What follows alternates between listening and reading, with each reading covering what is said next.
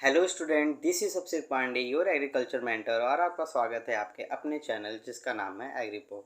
तो आज के हम लोग इस लेक्चर में इंट्रोडक्टरी एग्रो फॉरेस्ट्री का पार्ट 2 पढ़ेंगे, जिसमें हम लोग पढ़ेंगे क्लासिफिकेशन ऑफ प्लांट्स।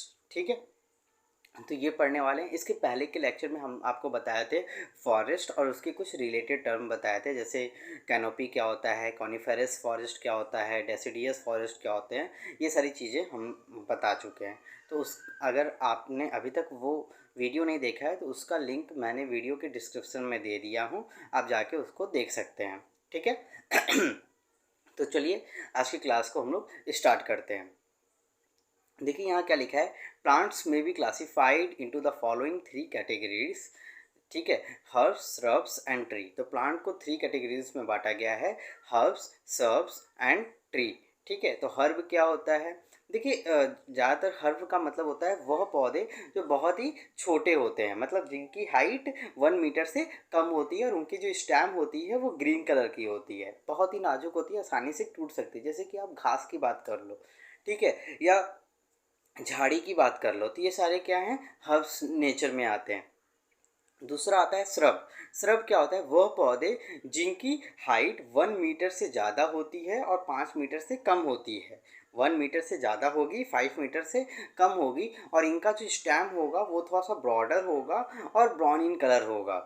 ठीक है, ये मतलब एकदम ग्रीन नहीं होंगे, हल्का सा ब्राउन इन कलर के होंगे। श्रब में वह पौधे आते हैं, श्रब में वह पौधे आते हैं जिनकी जैसे कि फ्लावर्स वाले आते हैं, जैसे कि आप कहते हैं गुड़हल का फूल का है, ठीक है, और गेंदा है, ठीक है, गेंदा हो गया, या अब चमेली हो गया, ठीक है, कनेर हो गया। तो ये सारे जो पौधे आते हैं वो श्रब में आते हैं। और ट्री का मतलब क्या होता है? ट्री का मतलब वो होता है जो 5 मीटर से ज़्यादा, ठीक है, जो 5 मीटर से ज़्यादा और 5 मीटर से जो भी ज़्यादा वाले पौधे होंगे उनको हम ट्री कहते हैं। ठीक है, उनको इनकी मैक्सिमम हाइट 127 मीटर भी हो सकती है, लेकिन जो कि कुछ ट्रीज स्पीसीज में देखने को मिलती है, जैसे कि यूकोलिप्टस है। ठीक है, यूकोलिप्टस जो हुआ वो क्या हुआ कि उसको गवर्नमेंट, इंडियन गवर्नमेंट ने बैन कर दिया। अब यूकोलिप्टस अपने घर के आसपास आप नहीं बो सकते या अपने घर में भी नहीं बो सकते, क्योंकि ये वाटर एग्जॉस्टिंग क्रॉप है। ये ज़्यादा से ज़्यादा पानी को क्या करता है, लंबे समय तक क्या करता है, सोख लेता है, ग्राउंड वाटर लेवल को सोख लेता है, जिसके कारण कि जो ग्राउंड वाटर लेवल होती है वो डिक्रीज़ होने लगती है। समझ में आ रही बात? इसलिए गवर्नमेंट ने इसको पूरी तरीके से रोक लगा दिया है। ठीक, अब हम लोग थोड़ा सा बुकीज और जो स्लाइड में लिखा हुआ है उसको थोड़ा सा पढ़ लेते हैं। तो क्या लिखा है? Herb is defined as plant whose stem is always green and tender and height is usually not more than 1 metre. ठीक है, तो हर्ब्स वो पौधे होते हैं जो जिनकी स्टेम हमेशा ग्रीन होती है और टेंडर होती है। टेंडर का मतलब आसानी से टूट सकती है। जैसे आप झाड़ी उड़ी का पौधा लीजिए, उसको आसानी से आप क्या कर सकते हैं, इजीली ब्रेक डाउन कर सकते हैं। ठीक है, और उनकी जो हाइट होती है वो 1 मीटर से ज़्यादा नहीं होती है।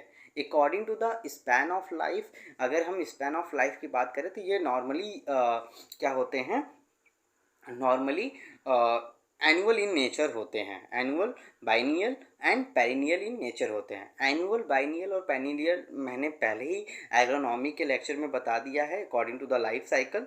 ठीक है, उसको एक बार मैं यहाँ हल्का सा रिवाइज करा देता हूँ। ठीक है, तो एनुअल का मतलब वह पौधे जिनकी जो लाइफ साइकिल होती है वो एक ही सीज़न में हो जाती है, जिनकी लाइफ साइकिल एक ही सीज़न में हो जाती है। अगर मैंने उसको रबी सीजन में सोन किया है तो रबी सीजन में ही उसकी उस सीड से सीड की जर्मिनेशन हो जाती है, तो उनको हम बोलते हैं एनुअल क्रॉप। जैसे रबी जो आपका वीट है, राइस है, वो एनुअल इन नेचर है। बाइनियल क्रॉप्स वे क्रॉप्स होते हैं जो उनकी लाइफ साइकिल 2 फेजेस में होती हैं।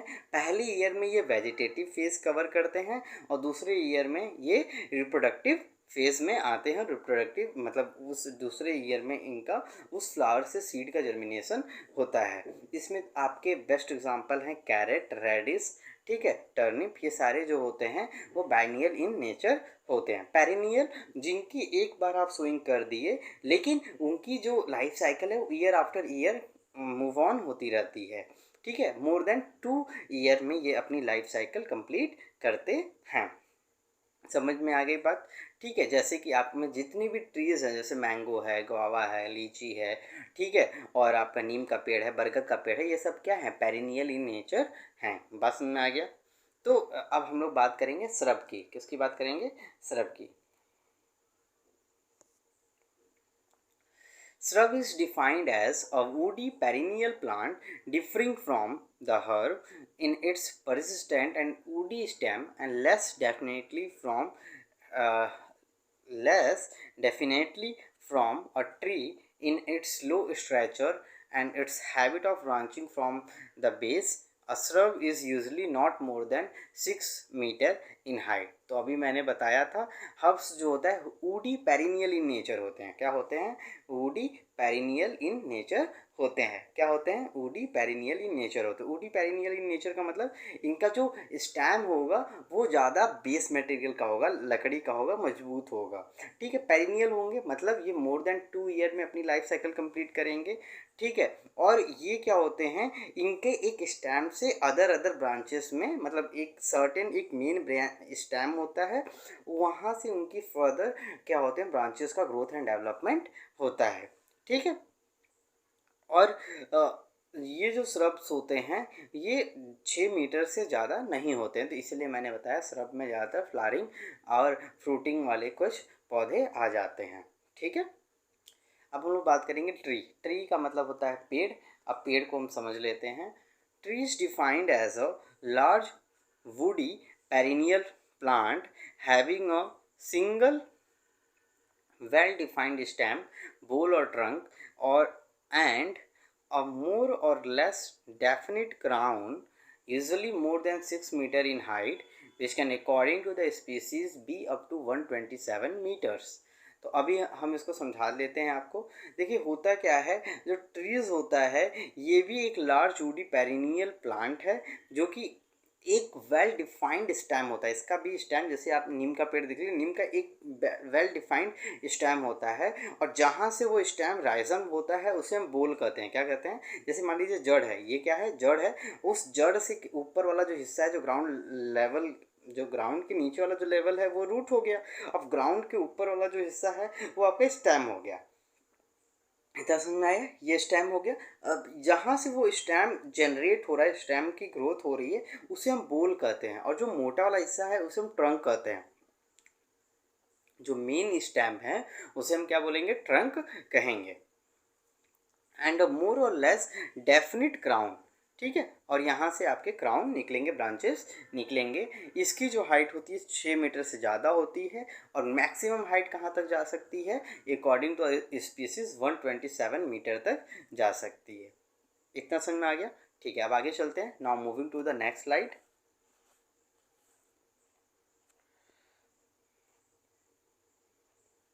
देखिए अगर यहाँ ट्री की बात किया जाए तो ट्री के दो हिस्से होते हैं, एक एवर द ग्राउंड होता है और एक बिलो द ग्राउंड होता है। बिलो द ग्राउंड में रूट्स आते हैं जिनको हम देख नहीं पाते हैं, वो ग्राउंड में दबे रहते हैं, नीचे छुपे रहते हैं। तो जो रूट्स हैं आपको अभी हम बात बताएंगे। अब एवर द ग्राउंड में आपके हैं क्राउन और स्टेम। अब इस क्राउन और स्टेम को समझ लेते हैं, क्राउन क्या होता है। ठीक है, क्राउन को थोड़ा सा समझ लेते हैं।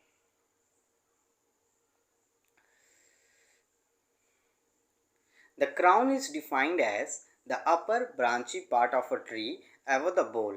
ठीक है, अभी हम बताए थे जहाँ से स्टेम जनरेट हो रहा है उसे हम बोल कहेंगे।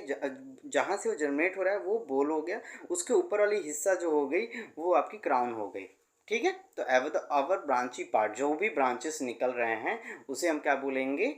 क्राउन बोलेंगे। It is form by the foliage of the branches springing from the बोल। ठीक है, जो भी बोल से निकल के जहाँ तक वो पौधा फैला हुआ है, उस पेड़ की फैले हुए जहाँ तक ब्रांचेस जा रहे हैं वही उसकी क्राउन हो गए। समझ में आ गया? जैसे एक मेन स्टेम हो गया, मेन स्टेम को अभी हम स्टेम बताएंगे। अभी देखिए सेकंड डेफिनेशन वही लिखा हुआ है, लेकिन वो उसके जो मेन स्टेम से जो फर्दर ब्रांचेस निकल रहे हैं, जो शाखाएँ निकल रही हैं, वो जो बनाती हैं पूरा जो एरिया वो कवर कर रहा है, वही आपका क्राउन हो गया।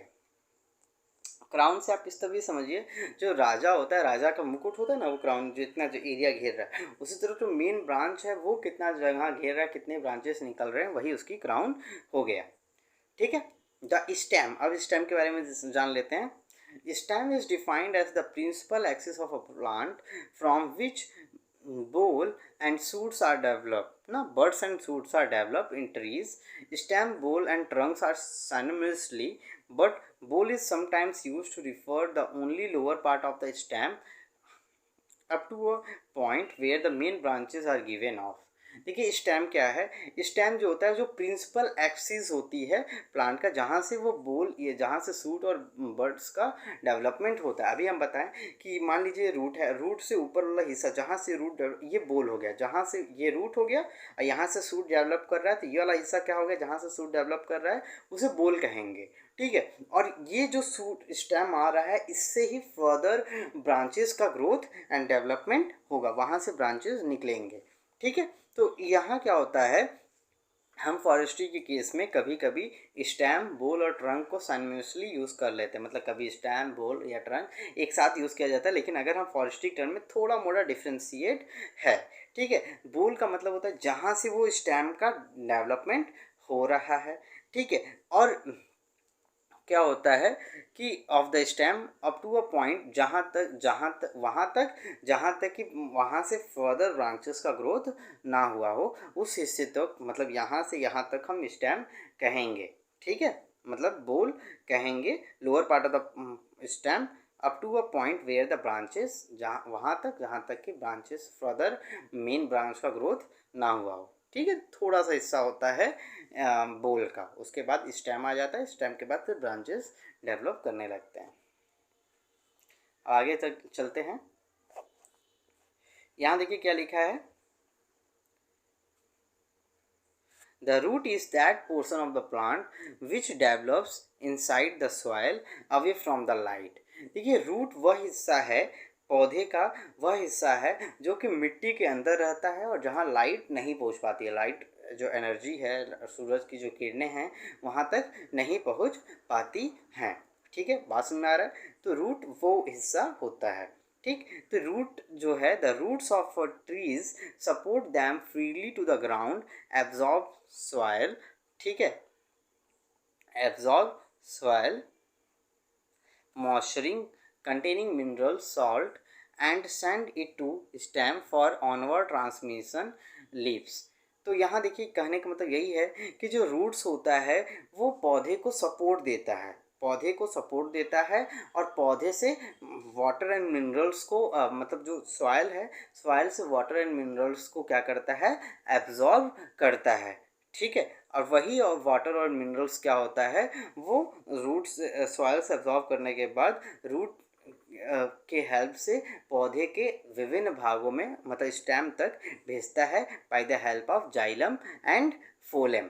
ठीक है, तो जाइलम का मतलब क्या होता है, जाइलम और फोलेम क्या एक प्रकार के कॉम्प्लेक्स परमानेंट टिश्यू हैं जो कि क्या करते हैं, वाटर एंड मिनरल्स को सॉइल से एब्जॉर्ब करते हैं और उसके पौधे को स्टेम में और या अलग अलग ब्रांचेस तक भेजते हैं।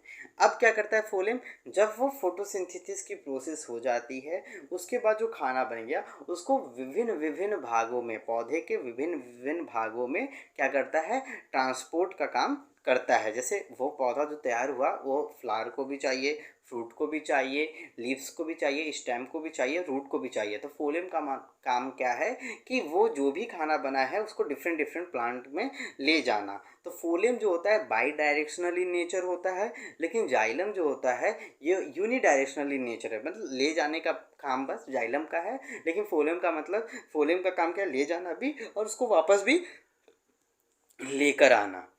ठीक है, they generally compromises of the two kinds of root, namely the tap root and lateral root। तो जो रूट होते हैं दो प्रकार के होते हैं, टैप रूट होता है, एक लैटरल रूट होता है। मतलब एक आपको पता है फाइबरस रूट होता है, टैप रूट होता है, और फाइबरस रूट को एडवेंटेटियस रूट भी हम कहते हैं। क्या कहते हैं, एडवेंटेटियस रूट भी कहते हैं। ठीक है, अब आगे चलते हैं, डेसिडियस फॉरेस्ट को देख लेते हैं। डेसिडियस फॉरेस्ट है क्या, तो टाइप्स ऑफ फॉरेस्ट में बहुत सारे फॉरेस्ट हैं, जैसे डेसिडियस फॉरेस्ट है, एवरग्रीन फॉरेस्ट है, ठीक है, ट्रॉपिकल फॉरेस्ट है। तो अभी हम लोग डेसिडियस फॉरेस्ट के बारे में पढ़ रहे हैं। A tree is called deciduous if it's normally remains leafless for some time during the year. अगर एक ट्री को हम डिसीडियस तब कहेंगे जब वह साल के कुछ महीने में उसके ऊपर कोई भी पत्ती नहीं है, मतलब बस ब्रांचेस हैं, बस ब्रांचेस उसमें पत्ती उत्ती नहीं आई है, तो उसे हम डेसीडियस बोलते हैं। In other word it produces new flush of leaves, ठीक है। After all the old leaves has been shed it has remained leafless for some time. तो तुम्हें पता ही है, आपको पता ही है, जब पत्ते पूरी तरीके से, जैसे स्प्रिंग सीज़न आता है, ऑटम सीज़न आता है, तो ऑटम में पूरी पत्ते जितने भी ब्रांचेस होते हैं सारे लीफ झड़ जाते हैं। झड़ जाने के बाद कुछ समय के बाद स्प्रिंग सीज़न जब आता है तो उसमें नए नए पत्ते आना स्टार्ट होते हैं। तो वो जो इस पत्ते जब झड़ जाते हैं, सेट ऑफ हो जाते हैं, उस समय का जो स्टेज होता है उसे हम डेसीडियस स्टेज कहते हैं। The leafless period varies with species and situation। तो ये बिना पत्ती वाला जो स्टेज होता है वो डिपेंड करता है कि सिचुएशन कैसा है, और ये डिपेंड करता है species to species of a plant. तो हर एक प्लांट की अपनी अलग अलग स्पीसीज होती है, उस पर भी ये डिपेंड करता है। For example, sal is leafless for about a week और 10 days, ठीक है। तो जो साल का पौधा है वो लगभग एक हफ्ते के लिए या 10 दिन के लिए क्या होता है, लीफलेस होता है, उसके बाद तुरंत उस पर पत्तियाँ आने स्टार्ट हो जाते हैं। जबकि हेमनोडिक्टॉन ना एक्सलम, ठीक है, remains leafless for about 6 months। लेकिन एक और स्पीसीज का नाम लिया जा रहा है यहाँ, हिमेनोडिक्टॉम एक्सेल्सम, ठीक है, एक्सेल्सम रिमेन्स लीफलेस फॉर 6 months। तो 6 month के लिए क्या होता है, लीफलेस होता है। मतलब यहाँ अगर उसके उसके पेड़ से जब पत्तियाँ वो सेड ऑफ होती हैं वो, तो लगभग 6 महीना तक क्या होगा, वहाँ पत्ती ग्रोथ नहीं करेगी। तो लीफलेस पीरियड यहाँ क्या है, ज़्यादा है, ठीक है। डेसिडियस स्पीसीज की बात करें तो ये सारे आप लोग को नाम याद रखने हैं, एग्जाम में पूछे जाते हैं। जैसे अकेसिया कटेचू है, जिसे हम कत्था कहते हैं। कत्था आप देखते हैं, चूना वूना खाते हैं तो कत्था लेते हैं ना, कत्था लगाता है ना पत्ती के ऊपर, वो है, ठीक है। एलेंथस एक्सलेजा है, गैरुगा पिनाटा है, लीनिया कोरोमैंडेलिका है, टेक्टोनिया ग्रैंडिस है, अडीना कार्डिफोलिया है, बॉम्बैक्स सिल्वा है, होलोप्रिटिला इट्रिगोल्फोलिया, मीलिया एजरट्रैक्टा, टर्मिनेलिया टोमेंटोसा, ठीक है, टोमेंटोसा। तो ये सारे नाम हैं, आप लोग को याद करना है। आप लोग का होमवर्क क्या है कि आप इसका आंसर मुझे, इसका जो कॉमन नेम है और फैमिली जो है आप मुझे बताएंगे। तो आपको पता ही है कि हर एक जो बायोलॉजिकल क्लासिफिकेशन होता है उसमें एक जीनस होता है और स्पीसीज होता है, ये आपको पता ही है, आपको मैंने बताया भी है, ठीक है। ये जो हिस्सा है ये जीनस का है, और ये वाला जो हिस्सा है ये स्पीसीज। जब भी लिखते हैं तो अंडरलाइन करके लिखते हैं, लेकिन ये इटैलिक में लिखा है ऑलरेडी, तो यहाँ अंडरलाइन करने की ज़रूरत नहीं है। अब अगर आप अंडरलाइन इटैलिक में नहीं लिख पाते हैं, क्योंकि नॉर्मल पर्सन तो लिख नहीं पाएगा, कंप्यूटर तो लिख देगा, तो उसके लिए आपको अंडरलाइन करनी पड़ती है, ठीक है। तो जीनस और स्पीसीज है, उनका क्या होता है, कुछ फैमिली होती है, ठीक है। फैमिली के बाद उनका क्लासिफिकेशन होता है, ठीक है। तो ये सारी चीज़ें आपको याद रखना है कि ये इनका कॉमन नेम क्या है और फैमिली क्या है, ठीक है। देखिए ये डेसिडियस का एग्जाम्पल था जो भी हम बता रहे थे, जब पत्ते पूरे झड़ जाते हैं तो ऐसे देखने को मिलते हैं, ठीक है, ऐसे आपको देखने को मिलता है, ठीक है। देखिए ये पत्ते अभी हैं, अभी ये झड़ जाएंगे तो ऐसे दिखेंगे बगल में, ठीक। अब एवरग्रीन ट्री की बात करेंगे, किसकी बात करेंगे, एवरग्रीन ट्री की बात करेंगे। N evergreen tree evergreen is defined as a perennial plant which is never entirely without green foliage। तो एक ऐसा, ये एवरग्रीन ट्री ऐसे पौधे होते हैं, ऐसे प्लांट होते हैं जो कि पेरिनियल इन नेचर होते हैं, और उनके पौधे से कभी भी लीफ का लॉस नहीं होता है। मतलब ये हमेशा ग्रीन होते हैं, मतलब एक दो लॉस हो रहे हैं लेकिन कम्प्लीटली एक बार में लॉस नहीं होता है। तो आपको हमेशा उस पेड़ पे कुछ ना कुछ पत्ते हमेशा देखने को मिलेंगे, मतलब ग्रीन इन नेचर हमेशा रहता है, इसीलिए इसका नाम है एवरग्रीन, सदाबहार, ठीक है। The old leaves persisting until a new set has appeared, ठीक है। ओल्ड लीफ तब तक रहता है जब तक कि नया वाला ना आ जाए, फिर नया वाला आता है, फिर पुराना वाला झड़ता है, फिर नया वाला आता है, पुराना वाला झड़ता है, तो एक साइकिल बनी रहती है। The persistence of old leaves after the new leaves have been produced depend upon species and in some species upon the environment। तो ये जो डिपेंड करता है कि एक जब पुराने वाले झड़ जाएंगे उससे पहले नए वाले आ जाते हैं, फिर नया वाला जैसे ही झड़ेगा फिर पुराना पुराना हो जाएगा, फिर वो झड़ेगा तो फिर नया आ जाएगा। तो ये साइकिल बना रहता है और ये डिपेंड करता है genus to genus and species to species and also it depend on the environment. तो जीनस से जीनस पे भी स्पीसीज और स्पीसीज पे भी डिपेंड करता है, और इन्वायरमेंट कंडीशन कैसी है वो भी उस पर भी ये डिपेंड करता है। फॉर एग्जांपल इन चीर the old leaves persist for 1 year. जो पुराने वाली पत्तियां हैं चीर के पौधे में वो लगभग 1 साल के लिए रहते हैं, ठीक है।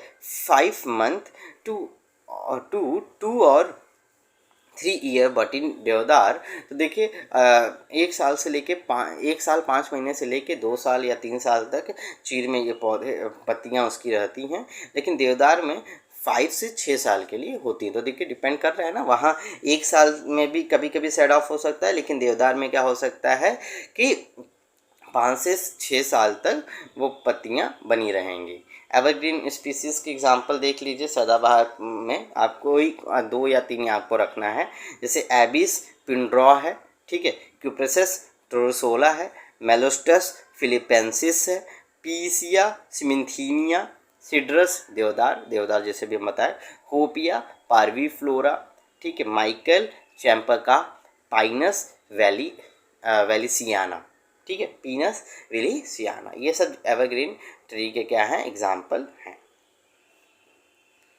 तो देखिए पीनियस विलिसीरिया ये आपको देखते होंगे, आपको कॉलेज वॉलेज में आपके ज़रूर लगा होगा, जो बहुत लंबे लंबे होते हैं और ये हमेशा एवरग्रीन हरा ही होता है, इसके पत्ते कभी नहीं झड़ते हैं, ठीक है। ये देखिए सिड्रस देवदार है, देवदार का पेड़ आप जानते ही हैं, देखे ही होंगे, ठीक है, नहीं देखे हैं तो हम दिखा दे रहे हैं। देखिए ये है देवदार का पेड़, ठीक है, ये पीनस वैलीसियाना है।